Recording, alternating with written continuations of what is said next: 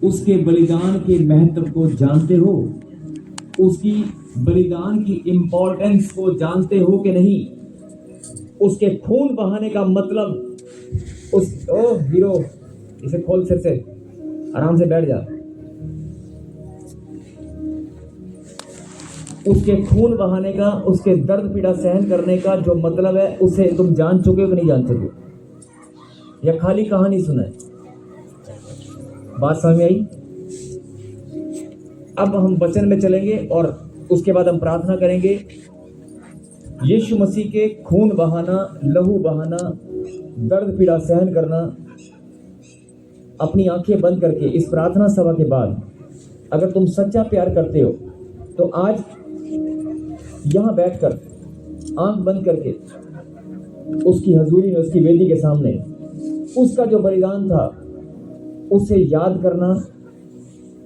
कैसे उसने कोड़े सहन किए, कैसे उसने उसके मुंह पर थूका गया, जो भी सारे बलिदान को याद करना। और अपना प्यार अगर तुम्हारे अंदर है उसके प्रति तो सिर्फ एक धन्यवाद देकर सच्चे मन से उसको बताना कि प्रभु मैं भी तेरी बेटी हूँ और आज मैं सच्चे मन से धन्यवाद करती हूँ और मैं भी फैसला करती हूँ जिस बलिदान को तूने मेरे लिए लहू बहाया ताकि मेरा जीवन पवित्रता के साथ मैं जी सकूं। नीचे बैठ जा, कुर्सी पे बैठ, पे बैठ जा 5 मिनट, बैठने बोल हालेलुया। बस मुझे और कुछ नहीं कहना, जिनको बात समझ में आ चुकी है वो कहें आमीन। और अब फटाफट वचन में चलें। गतसमनी में प्रार्थना 36 से लेकर फटाफट पढ़ेंगे। मैं ही पढ़ देता हूँ, फटाफट सुनो। तब यीशु मसीह अपने चेलों के साथ गतसमनी नामक एक स्थान में आया और अपने चेलों से कहने लगा, यहाँ बैठे रहना जब तक मैं वहां जाकर प्रार्थना करूं। देख, इसको अपने बच्चे की पढ़ी है, यीशु मसीह की थोड़ी पढ़ी है। ज्योति समझा उसको। हाँ जी, गतसमनी में यीशु मसीह प्रार्थना करने गया। अपने चेलों को क्या कहा उसने? जरा ध्यान से सुनना कि तुम यहां बैठो, मैं वहां जाकर प्रार्थना करके आता हूं। जिसको सुबह बलिदान होना है, इसके लगाइयो कान के नीचे, ओए जाइए जरा पकड़ के, इधर ले इसको, कान पर लगाइए, इसके 2 खींच के मार। मेरे को बोला ना खींच के मार। आ जाओ, बैठ जाओ, बैठ जाओ आराम से।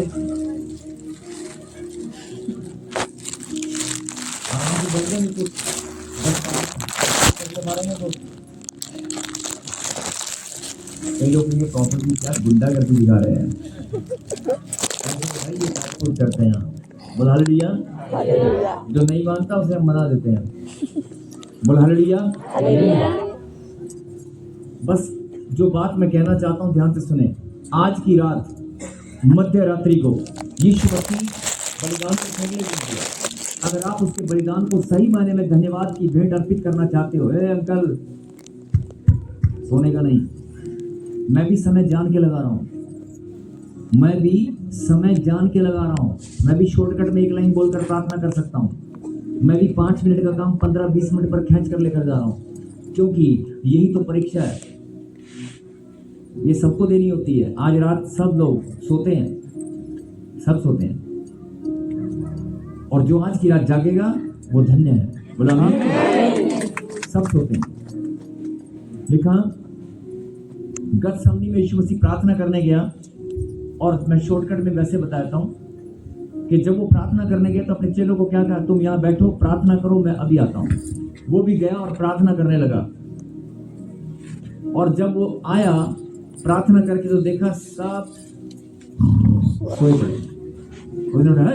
उठ जाओ, मैं मरने पर हूं, मेरा सुबह बलिदान होने वाला है। ये लुढ़क गई कुर्सी पकड़ा बच गई। मैं सुबह बलिदान होने वाला हूं, मेरा सुबह सैक्रिफाइस, मुझे तो सुबह मौत को गले लगाना है, मैं मृत्यु का सामना करने वाला हूं। सोचकर देखो, उस इंसान को नींद आएगी। और अपने चेलों को वो बोलकर गया तो वो सो गए। उसने उठाया, और बाइबल में लिखा है कि वो दूसरी बार प्रार्थना करने गया फिर आया, फिर देखा, फिर सो रहे थे। तीसरी बार फिर प्रार्थना करने गया, लेकिन तीसरी बार से पहले एक बात मैं बताना चाहता हूँ, सुने।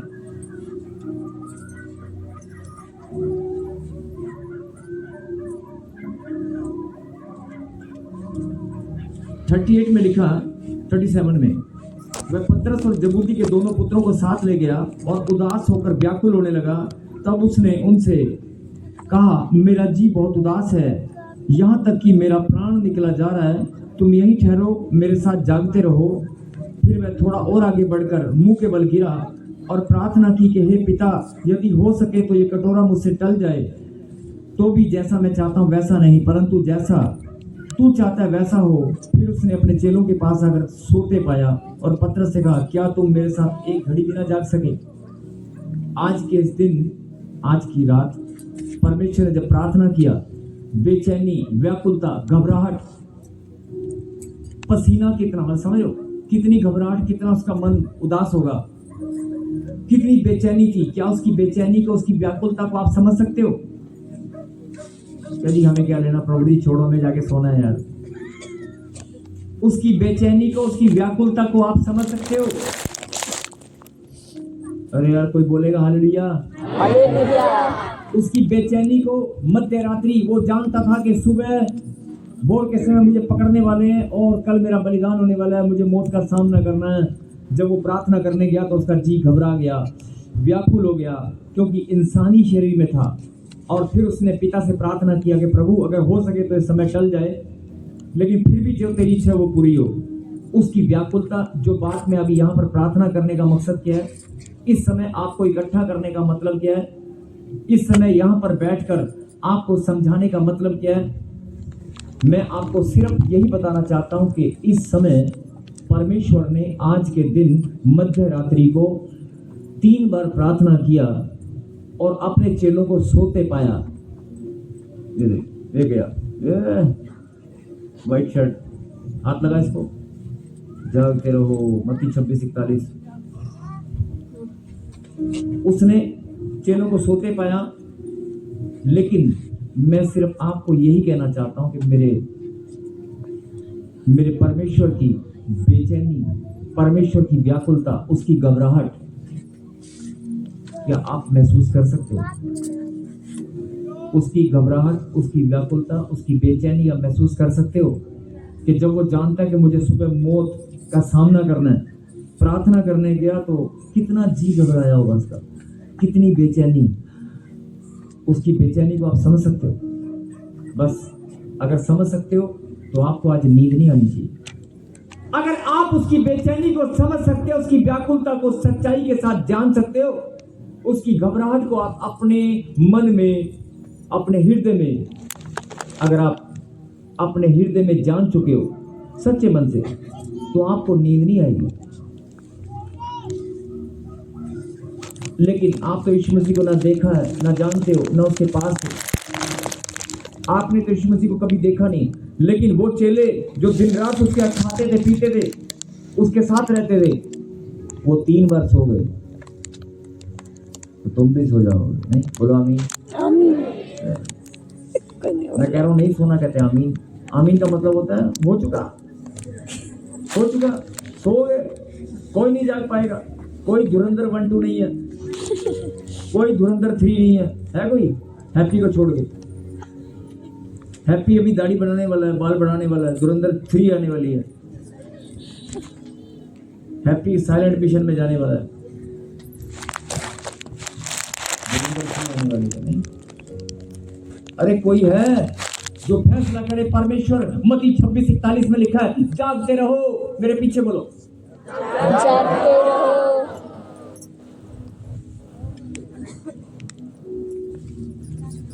जागते रहो, जागते रहो और प्रार्थना करते रहो, कि तुम परीक्षा में ना पड़ो।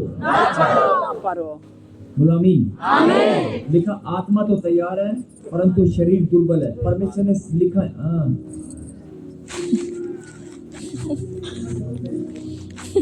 मजा नहीं आया? सेवा करने वाले बच्चे ऐसे कर रहे हैं। गिनती के 5 मिनट की बात हो रहा है, जरा ध्यान से सुनना। अंकल जी इधर जागते रहो। अपने बलिदान होने से पहले मध्य रात्रि को उसने अपने चेलों को क्या कहा? जागते रहो, प्रार्थना में प्रार्थना और प्रार्थना करते रहो। जागते रहो और प्रार्थना करते रहो। जागते रहो और प्रार्थना करते रहो। फिर से बोलो, जागते रहो और प्रार्थना करते रहो। और साफ साफ लिखा, ताकि तुम परीक्षा में ना पड़ो। आज के दिन इस समय मध्य रात्रि को परमेश्वर ने ये वचन अपने मुंह से निकाले और अपने चेलों के लिए। अगर आप अपने आप को यीशु मसीह का चेला समझते हो, अगर उसका चेला होता है जो उसकी शिक्षा पर चले, अगर आप उसके चेले हो तो ये वचन आपके लिए है कि जागते रहो, प्रार्थना में बढ़ते जाओ, प्रार्थना करते रहो ताकि तुम परीक्षा में पड़ो। अब कोई भी परीक्षा तुम्हारे सामने नहीं आएगी अगर तुम प्रार्थना में बढ़ते जाओगे, प्रार्थना करने वाले बनोगे। यीशु मसीह के मुंह से निकला वचन है, तो तुम्हारे जीवन में कोई परीक्षा नहीं आएगी। अगर आने वाली भी होगी तो वो टल जाएगी। बुलानी प्रार्थना की शक्ति से वो परीक्षा, वो घड़ी टल जाएगी। बुलानी। लेकिन मैं फिर आपको याद दिला रहा हूँ कि 3 बार सोते पाया, 3 बार। मजा नहीं आया रे गुड़िया,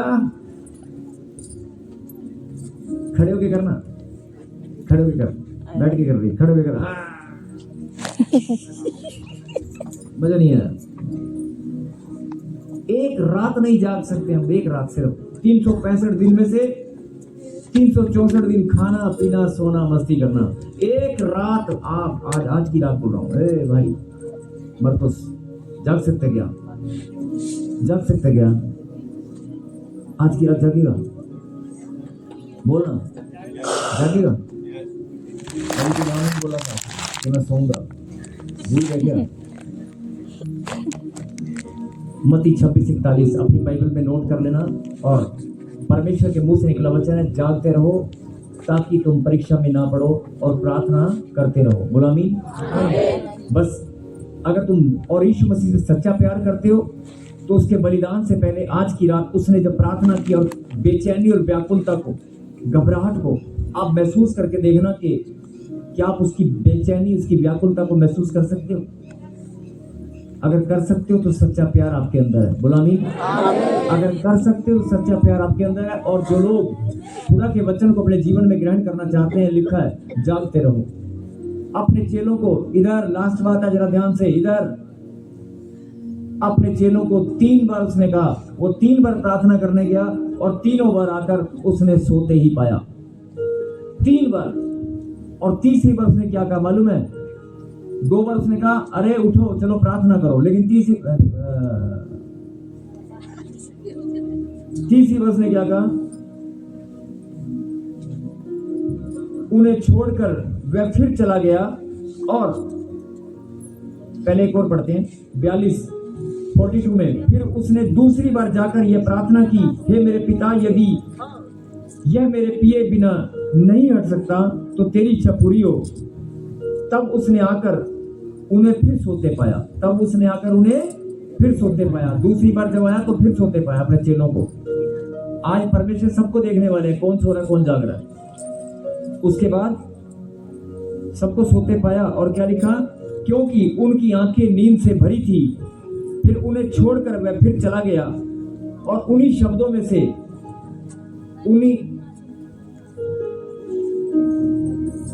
कौन बोल रहा है? 2 मिनट चुप हो जा। उन्हीं शब्दों में फिर तीसरी बार प्रार्थना की। तब उसने अपने चेलों के पास आकर उनसे कहा, अब सोते रहो। क्या कहा? अब सोते रहो और विश्राम करो, देखो घड़ी आ पहुंची है।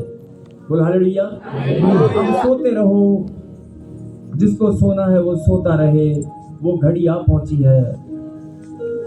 ये बड़ी आत्मिक बात है, बड़ी आत्मिक प्रेम परमेश्वर का जो आपके साथ है, उस प्रेम को आप समझो। मुझे और कुछ नहीं कहना, बस इतनी सी बात आपको बोलनी थी, प्रभु के वचन के द्वारा आपको समझानी थी कि परमेश्वर के बलिदान के महत्व को आप समझें। और दूसरी बात, बलिदान होने से पहले आज की रात जो परमेश्वर ने प्रार्थना किया, अगर आपका रिश्ता परमेश्वर के साथ है, बहुत सारे लोग प्रार्थना में रो रो कर गिड़गिड़ाते हैं, बोलते हैं हे प्रभु मैं तेरी बेटी हूँ, मुझे बच्चा दे दे, मेरी बीमारी को दूर कर दे, मेरी गांठ गिल्टियां पथरियां सूढ़ियां गायब कर दे। तब तो बड़े आंसू निकलते हैं जब प्रभु के आगे आप गिड़गिड़ाते हो, मांगते हो मेरा शादी हो जाए, मेरा बच्चा हो जाए, मेरा घर बन जाए, है कोई जेल से बाहर आ जाए, ये कोर्ट कचहरी से मेरा पीछा छूट जाए, कर्जे वाला मुझे धमकी दे रहा है, मुझे आजाद कर, मेरा जीना हराम कर रखा उसने, मेरे घर पर आकर रोज मुझे गुस्सा करता है, मुझे ताने मारता है, मेरी सास मेरी बहू रोज ताने मारती है, मेरा अपमान होता है, इस समाज में जिल्लत की जिंदगी से मैं छुटकारा पाना चाहता हूँ। जब आपके ऊपर विपत्ति आती है, जब आपके ऊपर कोई प्रॉब्लम आती है, समस्याएं आती है, तब आप बहुत रोते हो और रोते रोते आप परमेश्वर के सामने गिड़गिड़ाते और बोलते प्रभु तू मेरी कब सुनेगा, बहुत बोलते हो प्रभु तू मेरी कब सुनेगा, तू मेरा परमेश्वर है, तू मुझसे प्यार नहीं करता क्या, तब तो बड़ा पूछते हो। आज मैं पूछ रहा हूं, मैं नहीं, मेरा खुदा आपसे पूछ रहा है। मैं तो आशीष देने वाला परमेश्वर हूं। बलिदान का अगर तू महत्व जानता है तो बलिदान मैंने दिया इसलिए कि तेरा उद्धार हो। जो कर्जा, जो प्रॉब्लम, समस्याएं तुझे घेर कर बैठी है, उसी से छुटकारा तो मैं देना चाहता हूं। जो प्रॉब्लम तेरे जीवन में तेरा सामना, जिसका सामना तू कर रहा है, उनसे निकाल कर तुझे उद्धार का मतलब क्या है? तेरे जीवन में खुशियां और आनंद की भरपूरी, जो मैं तेरे जीवन को बदलना चाहता हूं। लेकिन क्या मैं, तू तो बड़ा रोता है, तू तो बहुत रोता है, बहुत रोती है तू, मेरा बच्चा, मेरा ये, मेरा वो है। लेकिन आज तेरी आंखों में क्या आंसू हैं कि सुबह मेरा परमेश्वर बलिदान होने वाला है? क्या आज तेरा जी व्याकुल है, तुझे उसका दर्द महसूस हो रहा है कि सुबह क्या होने वाला है? क्या आप उसके दर्द पीड़ा को अपने अंदर महसूस कर सकते हैं? मेरा मतलब, मैं ये नहीं बोल रहा हूँ कि उसको महसूस करो और यहाँ बैठ जाओ, महसूस करते रहो। अपना प्यार उसे दिखा सकते हो, उसके दर्द को आप महसूस कर सकते हो। अगर उसके दर्द पीड़ा को, उसकी व्याकुलता को, उसकी बेचैनी को आप महसूस कर सकते हो, तो आप सच्चा प्यार करने वाले उसके बच्चे हैं। अगर आपकी मम्मी को डॉक्टर बोल दे, हॉस्पिटल में एडमिट कर दे और बोले कि मैं सारे टेस्ट करके पता नहीं ऑपरेशन करूंगा, बचेगी कि नहीं बचेगी पता नहीं, बाहर हॉस्पिटल के बाहर आपकी हालत क्या होगी? अगर आपकी मम्मी, आपका पापा को या बच्चे को डॉक्टर अंदर ले जाए, एक्सीडेंट केस आया कोई अचानक, कि होश आएगी कि नहीं आएगी, बचेगा नहीं बचेगा पता नहीं, अभी अंदर ऑपरेशन थिएटर में चला गया, इमरजेंसी केस है, इधर ए चिड़िया, छोटी सी बच्ची को बोल रहा हूँ, किसी को नहीं, कहीं भी ना सब मुझे बोल रहा है, बोल हालेलुया। मैं आपसे सिर्फ एक आखिरी सवाल, उसके बाद हम आखिरी प्रार्थना करेंगे। अगर कोई इमरजेंसी केस है, इधर जबरदस्ती जगा रहा हूं, अगर कोई इमरजेंसी केस है, एक्सीडेंट केस आया या कुछ भी प्रॉब्लम हो गई और अभी ऑपरेशन थिएटर में अंदर डॉक्टर ले गए हैं और बाहर आप अभी पूछ भी नहीं सकते हो, एक डॉक्टर अंदर से बाहर आया, पूछ क्या स्टेटस है, कि अभी हालत बहुत गंभीर है, पता नहीं बचेगा या मरेगा, नहीं जानते हैं, बस अब प्रार्थना करो, कोई कारण नहीं है। उस समय मैं पूछना चाहता हूं कि अगर तुम्हारी मम्मी, तुम्हारा पापा, तुम्हारा भाई, तुम्हारा कोई रिश्तेदार, तुम्हारा खास, तुम्हारे परिवार का एक निजी संबंधी कोई अगर अंदर ऑपरेशन थिएटर में है और डॉक्टर ने बोल दिया कि पता नहीं बचेगा कि नहीं, तुम उस समय क्या करोगे? मैं ये पूछना चाहता हूं, उस समय तुम्हारी हालत क्या होगी? डॉक्टर ने बोला कि 15-20 मिनट में खून का इंतजाम करो, 15-20 मिनट में ऑपरेशन करना है, और 15-20 मिनट के अंदर अगर होश आ गया तो ठीक, नहीं तो आधे घंटे के अंदर होश आया, नहीं तो खत्म। उस समय वो आधा घंटा तुम कैसे बिताओगे? तुम्हारी हालत क्या होगी? सोच कर देखना। मैं वही बात आपको बताना चाहता हूं कि वो जो बेचैनी, वो जो बेचैनी थी ना, वो जो बेचैनी, उस आधे घंटे में जो बेचैनी महसूस करोगे ना, वही चीज परमेश्वर के लिए कर सकते हो। वो बेचैनी बाहर इसलिए होगी ना ऑपरेशन थिएटर के, क्योंकि अंदर रिश्तेदार है, अंदर भाई है, अंदर बेटा, अंदर माँ बाप है। परमेश्वर यही बताना चाहते हैं कि मेरा भी तेरे साथ रिश्ता है। अगर मैंने बलिदान दिया तो तुझे दर्द हो रहा है? आज की रात 365 दिन तुम मजे कर, कोई चक्कर नहीं, 365 में से सिर्फ एक दिन, आज की रात, क्या तुझे दर्द महसूस हो रहा है? 365 में से 365 दिन जो मर्जी कर, लेकिन आज की रात जैसे ऑपरेशन थिएटर से पहले अगर मेरी यही बात समझ में आ रही है तो कहो आमीन, और अपनी आत्मा में उस प्रभु को धन्यवाद करो और तुम कुछ नहीं कर सकते और बस यही कहना चाहता हूँ कि अगर अभी भी तुम्हें लगता है मेरे जीवन में हासिल नहीं है, अभी भी लगता है कि तुम्हारे जीवन में बढ़ोतरी नहीं हुआ, तो आज मैं भविष्यवाणी करता हूँ कि जाओ जाओ आज की रात, नींद तो आएगी सबको, वो तो चलो एक अलग बात है, लेकिन आज की रात अगर जाग कर 10 मिनट या 2 घंटे या 3 घंटे या 15 मिनट जो आपका मन करे, सच्चे मन से उसके दर्द को अपने अंदर महसूस करके धन्यवाद कर सकते हो, उसको अपना रिश्ता बता सकते हो कि प्रभु मैं तेरी बेटी हूँ, बता सकते हो। तो आज आपका जीवन, ये भविष्यवाणी है, जो आज तक आपके जीवन में काम नहीं हुआ, जो श्राप नहीं टूटे, वो आज टूट जाएंगे जब आप अपना प्यार उसे दिखाएंगे। वो प्यार देखना चाहता है, कुछ नहीं चाहता। अपना प्यार अगर आज की रात आपने उसको दिखा दिया, मैं कह रहा हूं कि मेरे पास शब्द ही नहीं है। कोई एक जन भी उंगली उठाकर नहीं बोल सकता कि मेरा काम नहीं हुआ। 100% गारंटी। कल मैंने बताया था ना गारंटी वाली बात, कल मैंने गारंटी वाली बात बताई थी ना, सीना ठोकर, कि कोई पास्टर, कोई प्रभु का दास गारंटी दे ना दे, मेरे पास ले आना प्रॉफेट रविंदर सिंह, ताजपुर चर्च में गारंटी देने वाला प्रॉफिट है। 100%। कोई बाबा, कोई तांत्रिक, कोई मौलवी, कोई डॉक्टर, कोई हकीम, कोई वैद्य गारंटी नहीं देता। मैं गारंटी दूंगा, मेरे पास नहीं कराना। आज भी बोल रहा हूं, मैं गारंटी दूंगा, तेरा काम बदलेगा, कोई जीवन को नहीं रोक सकता। तेरा जीवन बदलेगा, लेकिन तुझे भी कुछ करना पड़ेगा। जो मैंने समझाया, अगर वो कर सकते हो तो आज जिंदगी बदल गई। और प्रभु यीशु मसीह मेरे पिता, मैं धन्यवाद करता हूँ आज की रात। प्रभु जी तेरे वचन के जीवन में कार्य करे। तेरे वचन में लिखा है मत्ती 26:41 में कि जागते रहो, प्रार्थना करते रहो, ताकि तुम परीक्षा में ना पड़ो। और मेरे पिता, आपने बड़ी सुंदर बात बताई कि आत्मा तो तैयार है लेकिन शरीर दुर्बल है। मेरे पिता, हम सब जानते हैं कि शरीर कमजोर है, इसलिए मेरे पिता मैं प्रार्थना करता हूं कि ये बच्चे इस घड़ी जो प्रार्थना सभा में शामिल हैं, मेरे खुदा, हम सब अपनी अपनी आत्मा में तैयार हो सकें, आत्मिक रीति से मजबूत बन सकें, आत्मिक रीति से प्रार्थना योद्धा बन सकें, ताकि परीक्षा टल जाए, परीक्षा में हम ना पड़े। बोलो आमीन। और खुदावन, ये बच्चे आज अपने दिल की बात, अपनी मन की बात जो भी आपके सामने रखें, जो भी प्रार्थनाएं विनती आपके पास लेकर आए हैं, मेरे पिता आप सब जानते हैं, आप सब की प्रार्थनाओं को उत्तर देने वाले परमेश्वर हैं। लेकिन पिता, आज आप अपने बच्चों पर दया करना। और मेरे पिता, जो बच्चे अपने रिश्ते को आज तेरे साथ महसूस करें, या प्रभु जी अपने दिल की बात आपके चरणों में रखें कि मेरा रिश्ता परमेश्वर के साथ है, और अपना प्यार जब आपको दिखाएं, तो मेरे पिता आज आसमान के झरोखे, स्वर्ग इनके लिए खुल जाए। यीशु मसीह के नाम में मांगता हूँ, बोला आमीन। और इनके जीवन में हर एक आशीष स्वर्ग से खोए, और सही मायने में जो आज तक इनका उद्धार अभी बाकी है, जो उद्धार पूरी रीति से इनका नहीं हो पाया, आज वो उद्धार सच में इनका होने पाए। यीशु मसीह के नाम में मांगता हूँ, बोला आमीन। बस आज की रात जागने वाली बात अगर समझ सकते हो, लेकिन मैं भी जानता हूं कि प्रभु के चेले सो गए तो तुम क्या हो। अगर फिर भी तुम सारी रात नहीं बोल रहा हूं, आधा घंटा 1 घंटा यहाँ बैठकर पवित्र वेदी के सामने 15 मिनट 1 घंटा बाइबल पढ़ना, प्रार्थना करना, लेकिन अपने दिल की बात अपने परमेश्वर से कि प्रभु आज मैं तेरे दर्द को महसूस करती हूँ।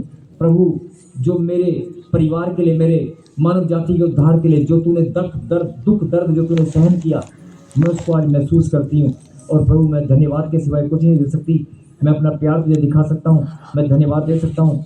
जो भी आपके दिल की बात है, यहाँ बैठकर घुटनों के बल बैठना है, नीचे बैठना है, लेकिन कुर्सी पर मत बैठना। नीचे बैठकर, और जिनसे बैठा नहीं जाता वो बैठ सकते हैं, लेकिन कुर्सी को प्लीज़, जो जहाँ कुर्सी रखी है वहीं रखी रहे। अपनी आंखें बंद करें और प्रार्थना में चले जाएं। आपको सबको आशीष मिलने वाली है। बोला नहीं? सबको ज्ञान सीधी कोई बात नहीं करेगा। जिसको जहाँ बैठना है आगे आकर बैठ जाए, जिसको जहाँ बैठना बैठ जाए, क्योंकि ये समय 15 मिनट, 20 मिनट, आधा घंटा, जो आपकी आत्मा, आपका मन, 5 मिनट, 10 मिनट, सच्चे मन से रोना नहीं, ये रोने वाला काम बंद करें प्लीज। मेरे पिता इन बच्चों के दिल की बात को, इनकी पुकार को सुन, और जब ये अपना रिश्ता तुम्हें दिखाएं, बताएं, तो मेरे पिता हम सब पर दया करने वाले आप हैं, सब पर दया कर। आज मेरे पिता, आज की रात सच में वो रात है जब आप बलिदान होने वाले हैं। मेरे खुदा, अपने बच्चों के प्यार को मरबू जी आप जान लें और सब पर दया करें। शांत होकर 5 मिनट, 10 मिनट, 15 मिनट, जो भी कोई प्रार्थना करना चाहता है, सब एक मन होकर प्लीज